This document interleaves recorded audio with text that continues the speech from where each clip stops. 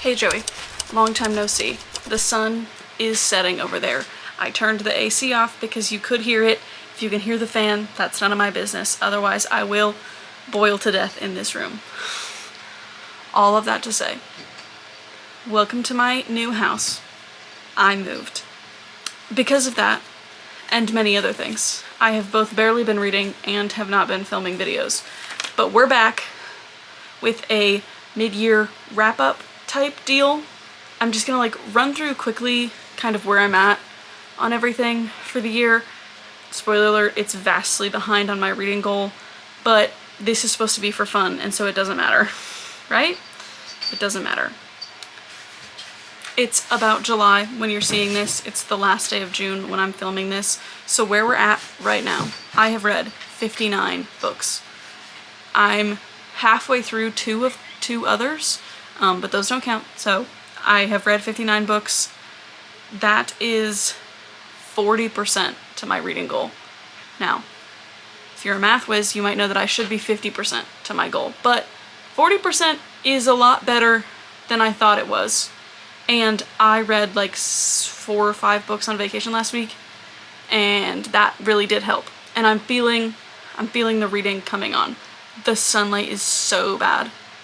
I don't know how to make it better. I don't have any curtains. My camera is fighting for its life trying to figure out the white balance on my face. I truly don't know what to do about that. It'll get better as the sun goes down.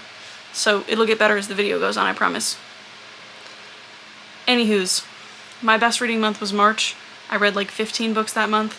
I read 10 in June. And I've read between around 10 every month. So I'm hoping to bump that up to like 12 or 15 every month to get to my reading goal, which is 150, I think. I don't really remember what I set it to, but I'm pretty sure it's 150. So yes, that's the deal there. But the fun part of this mid-year roundup is that I have, in the style of Keith Habersberger Eats Everywhere and whatnot, I have the best and the least best of the things that I have read. I rate books really highly, so the best is 14 and the least best is 6. The best is all the books I've given 5 stars. I will give out 5 stars for just about anything. If I really, really had a good time, if I really liked the characters, if I was laughing, if I was crying, if I was moved, 5 stars. The least best is anything I rated 3.5 stars or below. It's least best because they weren't bad. I only read one bad book, and I'm not even including it because I don't need to bring that energy into my life. So the 6 least best, and I guess I will start with the 6 least best. So the first one is, I also don't have any of these books here because, as previously mentioned, I moved and I couldn't tell you where a single one of my books is right now. So I will just put pictures up on the screen, and editing me later will hate me for that, but right now me loves me for that, for not having to dig them out of the box. It's really the worst lighting in the world. Oh, what if I just sit back here? Ah! Nope. Okay, so what if I...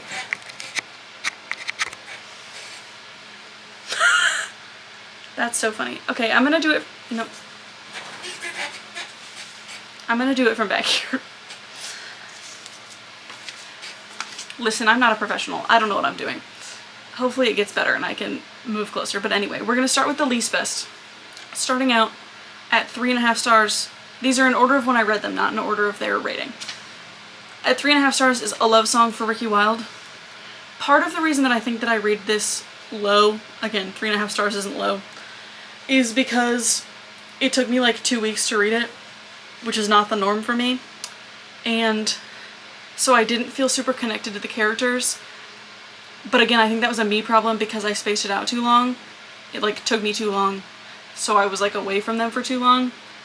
So I think it is a really good book, and I was really interested in the premise, but I guess also part of the reason that I rated it kind of lower is because from about like the 20% mark, I was like, oh, so this is the thing we're doing and this is like what's happening. There's like a magical realism element to the book, and I almost immediately clocked what it was, and then it was just that, like there wasn't anything else.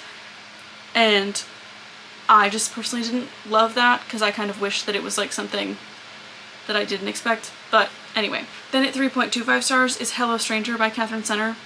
This was the last of Catherine Center's backlist I needed to read before her new release, The Love Haters, and I didn't like it. I did not. The premise of it was a little bit too far-fetched for me, and she talks about in her author's note, like, all of this research she did on face blindness, which is what this book is about, but I don't know if it's like something about the way in which I am mentally ill, but there are a lot of things I notice about people that are not their face. And if I couldn't see their face, maybe I wouldn't be able to notice those things about them. Maybe it's like I notice those things in context of their face. I don't know. But I just couldn't believe it. And so by about like the 60% mark, I was like, girl, what? So anyway, it just wasn't my favorite. 3.25 stars. And at 3.5 stars was Hold the Line by Julia Wolf. I got the first book in this series as an ARC at the beginning of the year, late last year, I don't remember, and I enjoyed it. And so when this one came out, I applied for the ARC again and I got it, and it just like wasn't my favorite. I truly don't remember much about it. It didn't really stick with me. I have a spreadsheet, and on my notes for this one it says spicier than I would like and kind of weird vibes. So I think that it maybe had more spice in it than the first one, but maybe that was also just like in my perception of things as I was reading them. I also want to, like, how many times can I hedge these like lower ratings when like I don't rate really anything lower than 3 stars, which is good, because if I don't like a book, I just stop reading it at like 10 pages in, and if I do like it, if I like it enough to keep reading, then like it was fine enough. Anyway, I read this during a period when I was like in a super slump and I had to read it before it came out, and so like that probably maybe affected. It doesn't matter. I didn't like it very much. Spicier than I would like and weird vibes. I don't know what that means, but I didn't enjoy it that much. Another 3.5 stars is One Touch by Lena Hendricks.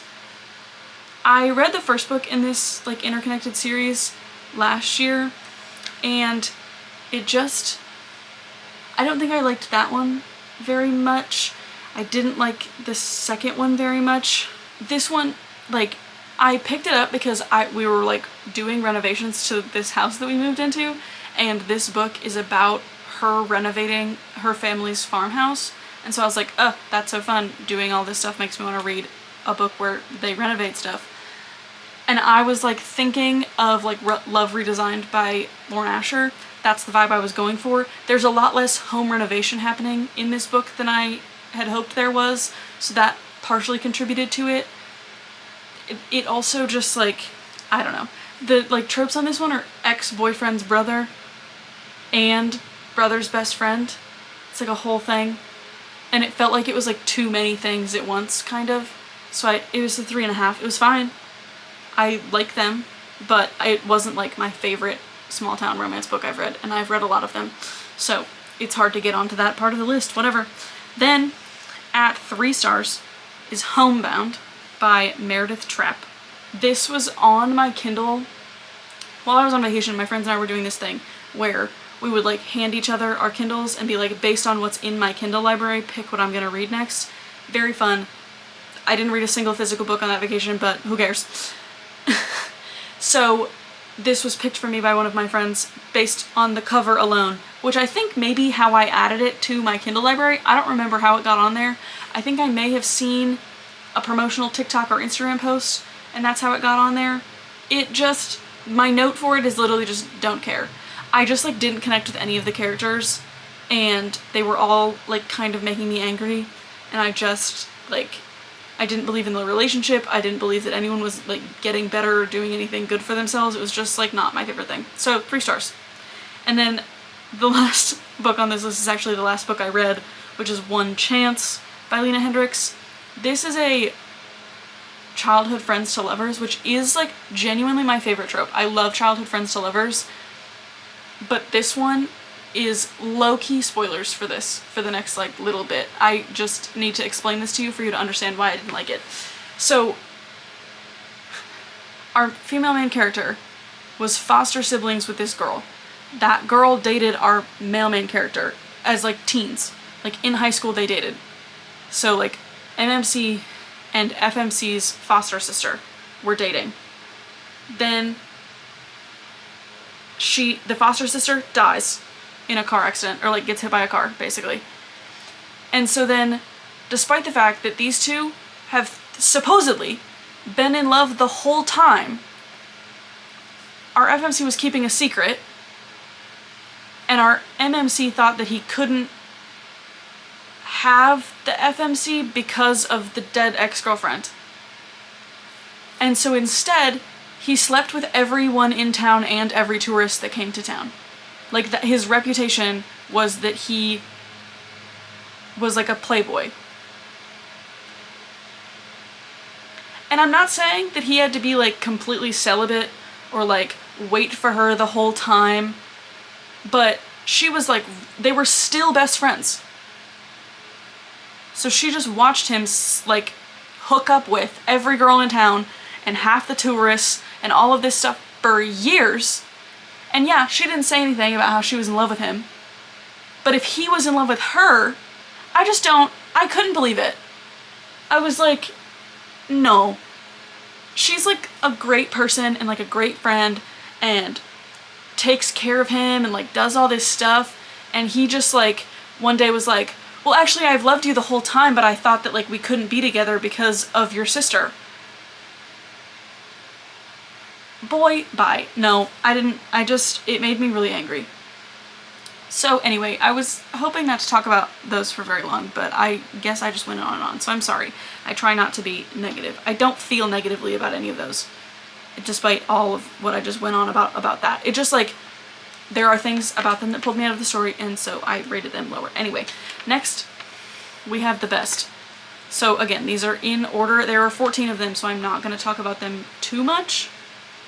But the first 5-star I had of the year was Beg, Borrow, or Steal by Sarah Adams. It might be Beg, Borrow, and Steal. I don't know. I cannot get them straight. This is one of the When in Rome books. Love that series. I know that the man's name is Jack. I can't currently think. Emily? I think her name is Emily. Love them. They're teachers. They were neighbors. Love it. Great. The next 5-star, Ready or Not by Cara Bastone.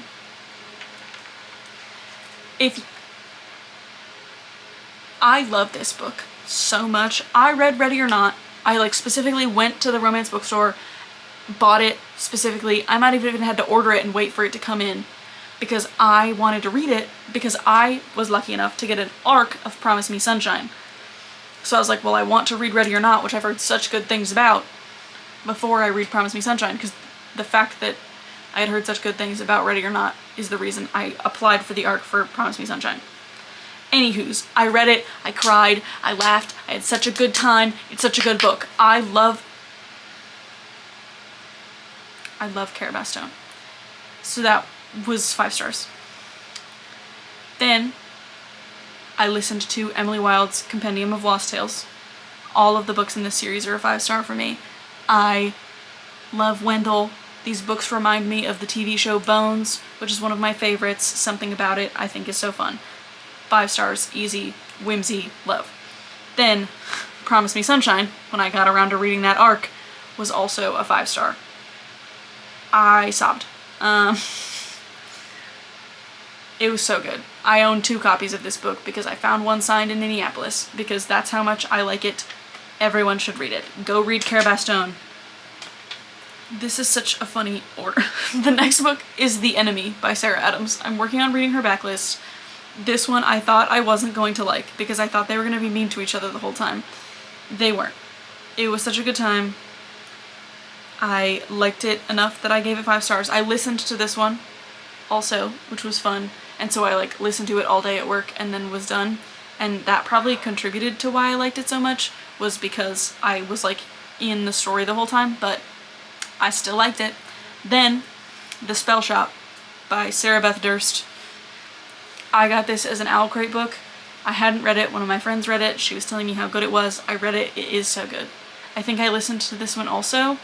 It is like whimsical and fun, and there's like a town aspect. Like it's like a cozy small town fantasy, which is fun.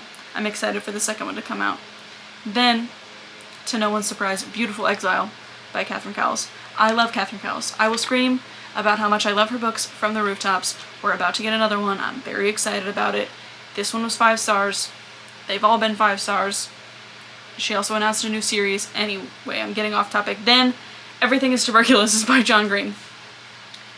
I typically don't rate nonfiction, so I don't know why I rated this, but it's on the spreadsheet as a 5 star, so we're gonna go with it. I'm the most biased John Green reader there could ever be. There was, like, before I even cracked it open, I knew it was gonna be a 5 star. Again, I don't know why I rated it, but it's on there. It's a 5 star, you should read it. We should be funding mutual aid efforts in places, because if a disease exists somewhere, it can exist here. Anyway, then Say You'll Remember Me by Abby Jimenez. I love Abby Jimenez. This almost lost a 1/4 of a star because we compared the MMC to Rhysand 3 times, which was 3 times too many for me personally. But I liked so much about the rest of it. Her mom needs memory care, like has dementia, Alzheimer's type deal. That means a lot to me personally, so I really enjoyed it. I had a good time. Then, Sunrise on the Reaping by Suzanne Collins. Yeah, what about it? You should read that one too. Then, Firekeeper's Daughter. I read Warrior Girl on Earth last year, not knowing that it's kind of the second book in this, like, sort of series. So I went back and listened to Firekeeper's Daughter. It was also fantastic and so good. And, like, just, yeah. I think I've talked about it in a video before, but it is very good. People should read it. Then, Wild and Wrangled by Lila Sage. The final book in the Rebel Blue Ranch series. I love this series. I have merch about this series. I flew to Arizona to meet Lila Sage on the Lost and Lassoed tour. Like, I love these books. This was Cam and Dusty, a blonde man in a crop top. It just so good. I'm so excited for her new book also. Then, Great Big Beautiful Life. I love a celebrity memoir. This is not a celebrity memoir. Let me be clear about that. This is a romance book. However, they're 2 authors competing to write a celebrity memoir. And there was like a little bit of like a mystery, and it was so fun, and I liked it so much. So, 5 stars. Then, my most recent 5 star is First Time Caller by B.K. Borison. I loved the Love Light Farm series. I had such a good time with it. I am a Owl Crate romance book subscription box subscriber, so I got the beautiful Owl Crate edition of this book. It was beautiful. I am obsessed with Aiden and his hoodie and his glasses, and I had such a good time with that book. So those are the best and the least best of the things I have read so far. We're at almost 60 books. We're trying to get to 150, so I do need to pick up the pace a little bit. Hoping to start strong tomorrow. Gonna maybe listen to something. Just accidentally let a Libby hold on an audiobook I was listening to expire, so I have to figure out how to read that now. Thanks so much for watching. If you're not Joey and you haven't subscribed, feel free to do so.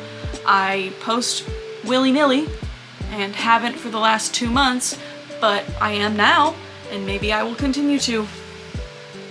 Thanks. Bye.